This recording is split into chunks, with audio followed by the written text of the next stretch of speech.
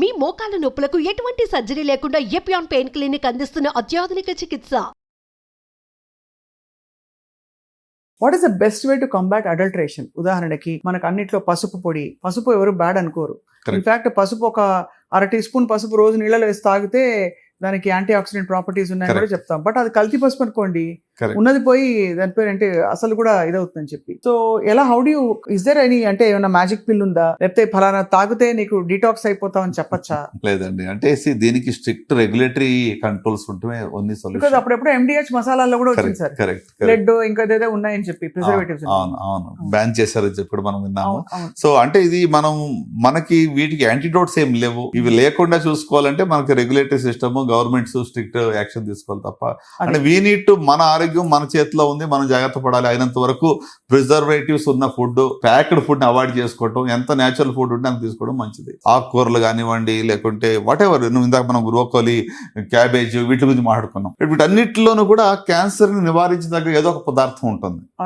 ఇప్పుడు green tea గురించి చూడండి, కెటాచిన్స్ అని చెప్పి ఒక పదార్థం వాళ్ళు జపాన్ లో ప్రూవ్ చేశారు. వాళ్ళు ఇది గ్యాస్ట్రిక్ క్యాన్సర్స్ ఎక్కడైతే గ్రీన్ టీ ఎక్కువ తాగుతారో వాళ్ళలో స్టమక్ క్యాన్సర్ సంఖ్య తక్కువగా ఉంటుంది. Okay, so it's proven. It's a good green tea తాగితే మంచిది. అయితే ప్రాసెస్ ఫుడ్ గురించి కూడా మీరు చూస్తే ఇప్పుడు ఫ్రాన్స్ లోనే ఎక్కడ ఒక స్టడీ చేశారు. అక్కడ ఏంటి 10% ఎక్కువగా ప్రాసెస్ ఫుడ్ తీసుకున్న వాళ్ళు ఆల్మోస్ట్ 12% క్యాన్సర్ రిస్క్ పెరుగుతా ఉంది.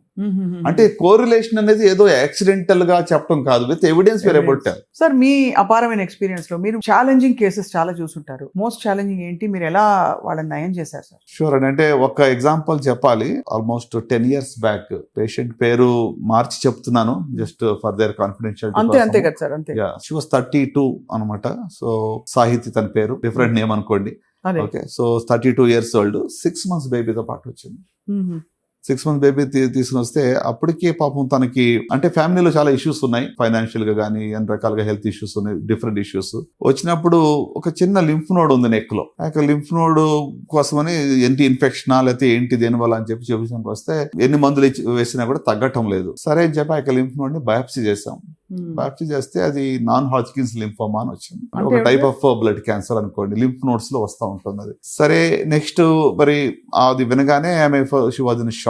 అంత నార్మల్ గా హెల్దీగా ఉంది, అదర్వైజ్ నార్మల్, వేరే ఏం లేదు, ఫీవర్ కానీ వెయిట్ లాస్ కానీ వేరే ఏమి లేదు, జస్ట్ ఏదో చిన్న గడ్డ ఉందని వచ్చిందని. సరే పెట్ స్కాన్ చేస్తే అది బాడీలో మరి స్ప్లీన్ లో కానీ అబ్డోమినల్ లింఫ్ నోడ్స్ కానీ అన్ని చోట్లకి రావటం వల్ల అది stage 4 అని తెలియదు.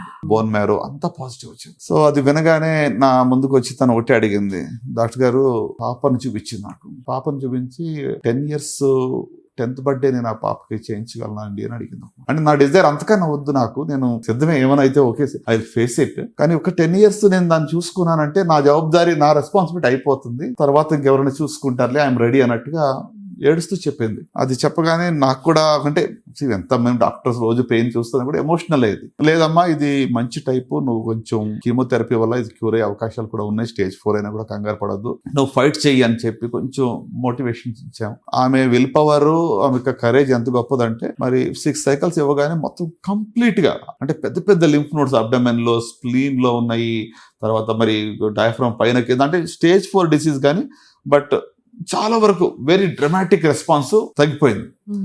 సో తగ్గిపోయాక తర్వాత ఒక 2 years ఫాలోఅప్ లో ఉన్నాక మళ్ళీ లింఫ్ నోడ్స్ వచ్చింది. సో దెన్ ఆమె అడిగింది, సార్ ఏంటి అయిపోయింది అనుకున్నాను, మళ్ళా ఇది ఏంటి ఇట్లా వచ్చింది, తగ్గిపోయింది అనుకున్నాను, మళ్ళీ సేమ్ ఒక ప్రాసెస్ కదా అని.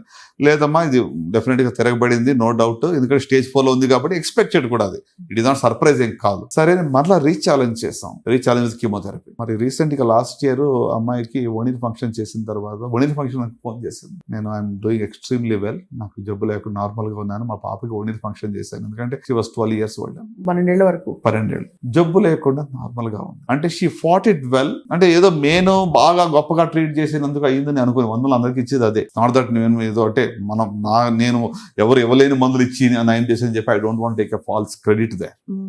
క్వశ్చన్ ఇది అంటే ఇప్పుడు ఇలాంటి జబ్బుల్లో కూడా it all depends on other factors also. తన యొక్క విల్ పవర్ కానివ్వండి, ఫ్యామిలీ సపోర్ట్ కానీ, వీటన్నిటి మీద ఆధారపడి ఉంటుంది. And she wanted to live and she wanted rise above all odds. నేను నా పాపను పెంచుకోవడానికి, నా పిల్లల కోసం నేను బతకాలి అనేటువంటి ఒక నిర్ణయం ఆమె హృదయంలో గట్టిగా ఉంది. So and she fought it courageous గా, తిరగబడినా కూడా జయించి బయటపడింది. సో అంటే నేను ఆమె చూసినప్పుడు అదే అంటాను, అంటే మనం చిన్న చిన్న వాటికి ఈ రోజుల్లో అందరూ కంప్లైంట్ చేస్తూ ఉంటారు. కొంచెం ఏదో కరెంట్ పోతే కొంచెం ట్రాఫిక్ ఏదైనా అడ్డుపడిందంటే అసలు ఎంత రెస్ట్లెస్ అయిపోతారు ఈ జనరేషన్. అంతే కదా అంటే లైఫ్ లో పెయిన్ అనేది ఏం తెలుసు చూడండి, అంటే వెన్ లైఫ్ అండ్ డెత్ దగ్గరికి వచ్చినప్పుడు తెలుస్తుంది దాని పెయిన్. అంటే ఫర్ పెట్టి things people fight and get upset. అంతే కదా సార్. అన్ని మనకు ఉన్నా కూడా చిన్న చిన్న వాటి కోసం మనం చాలా అప్సెట్ అవుతూ ఉంటాం. సో అంటే నిజంగా మరి ఆ సాహిత్యక స్టోరీ అనేది నాకు ఒక గ్రేట్ ఎంకరేజ్మెంట్. అంటే ఒక విల్ పవర్ ఉండి ఒక సంకల్పం గట్టిగా ఉన్నప్పుడు ఖచ్చితంగా వాళ్ళు ఫైట్ చేసి బయట పడతారు అనేది it is proven beyond doubt. ఇలాంటి చాలా కేసులు అంటే స్టేజ్ 4 లో ఉన్న వాళ్ళు లాస్ట్ టైం మనం మీరే షూట్ చేశారు ఒక గీతా సురేష్ గారు, మీకు తెలుసు విల్లింగ్ గా బయటకు వచ్చారు కాబట్టి ఆవిడ పేరు కరెక్ట్. ఆవిడ అందరికి నేను 10 మందికి చెప్పాలని చెప్పి ధైర్యంగా బయటకు వస్తా ఉన్నారు. ఆవిడ కూడా స్టేజ్ 4 బాగా ఫైట్ చేసి మళ్ళీ she has re-return her life, travel చేస్తున్నారు. అంటే ఆవిడ స్టోరీ అదొక అద్భుతం అండి. ఎలా సార్ ఆవిడ ఎలా వచ్చారు మీ దగ్గర? అంటే బ్లీడింగ్ తో వచ్చారు, యూటరిన్ బ్లీడింగ్ అంటే ఎక్సెసివ్ మెన్స్ట్రువల్ సైకిల్స్ తో వస్తే గైనకాలజిస్ట్ చూసి ఒక డిఎన్సి చేస్తారు కదా, హిస్టోస్కోపీ చేసి బయాప్సీ చేశారు, యూటరిన్ క్యాన్సర్ ఉందని చెప్పి హిస్టరెక్టమీకి ప్లాన్ చేశారు. ప్లాన్ చేసి అప్పుడు రోబోటిక్ సర్జరీ కొత్తగా వచ్చింది అప్పుడే మనకి. సో రోబోటిక్ సర్జరీలో నేను అప్పటికి ట్రైన్ అయ్యి ఉన్నాను, one of the earliest trainee in the robotic surgery కాబట్టి. సో రోబోటిక్ సర్జరీకి వెళ్తే వెరీ లార్జ్ యూట్రస్, కానీ సక్సెస్ఫుల్ గా దాన్ని తీసేసాం. తీసిన తర్వాత విత్ ఇన్ 2 months లో ఆమెకు అబ్డమెన్ అంతా కూడా డిసీజ్ రెకర్ అయిపోయింది. ఎలా సిమ్టమ్స్ ఉండేది ఆవిడకి ఆ టైంలో? పెయిన్ ఉంటుంది. స్కాన్ చేసి చూస్తుంటే ఎక్కడైతే పోర్ట్స్ వేసామో మొత్తం అన్ని చోట్ల కూడా జబ్బు తిరగబడిపోయింది, కడుపులో అన్ని చోట్ల మల్టిపల్ ప్లేసెస్. సరే మరి కీమోథెరపీ ఇవ్వాలి. కీమో ఇస్తే అలా కీమో తట్టుకోలేని పరిస్థితి, హిమోగ్లోబిన్ పడిపోవడము, ప్లేట్లెట్స్ పడిపోవడము. ఆవిడ ఎంత అంటే పాపం 2 చిన్న యవనస్తులు అమ్మాయిలు తనకి, వాళ్ళ ఫ్యామిలీ కూడా గ్రేట్ సపోర్ట్ లేండి. సురేష్ గారు చెప్పాలంటే అమేజింగ్. ఆయన చేసేంత వర్క్, హోంవర్క్ మేబీ ఆమె గురించి మేము యాజ్ డాక్టర్ చేస్తున్నాము. అంత అన్ని ఆప్షన్స్ ఆమెకి ఏం చేయగలం అని చెప్పి ఆయన చాలా తపన పడ్డాడు. అండ్ ఫైనల్ గా she had that will power to fight also. So దానివల్ల మరి కీమో అన్ని మానేసాం. చివరికి we tried some other alternatives also, including ఏమంటారు దాన్ని అంటే ఓజోన్ థెరపీ కానివ్వండి. ఇట్లా అంటే ఓజోన్ థెరపీలు కూడా అందరికీ పనిచేయండి. బై ద వే నేను చాలా మంది స్టేజ్ 4 హోప్లెస్ కేసెస్ వాళ్ళకి కూడా ఇంకేమీ లేదన్నప్పుడు ఇవి కూడా ట్రై చేసాం, వాళ్ళు పని చేయలేదు. మనం కొన్నిసార్లు what we talk should not mislead people. ఇటీవల సిద్ధు గారు ఒక ప్రెస్ మీట్ పెట్టి మా వైఫ్ కి స్టేజ్ 4 ఓవరీ క్యాన్సర్ ఉంది, అన్ని వేస్ట్, ఇది ఇచ్చాను, ఈ ఫుడ్ ఇచ్చాను, ఈ పలానా తీసుకుంటే. దానివల్ల ఇటీవల నాకు చాలా మంది పేషెంట్ నా దగ్గరకు వచ్చి బాధ ఏం చెప్తున్నారంటే, మేము అన్ని మానేసి తీసుకున్నామండి, మాకు ఏం ప్రయోజనం జరగలేదని చెప్పి వాళ్ళు ఇంకా నష్టపోయి వస్తున్నారు.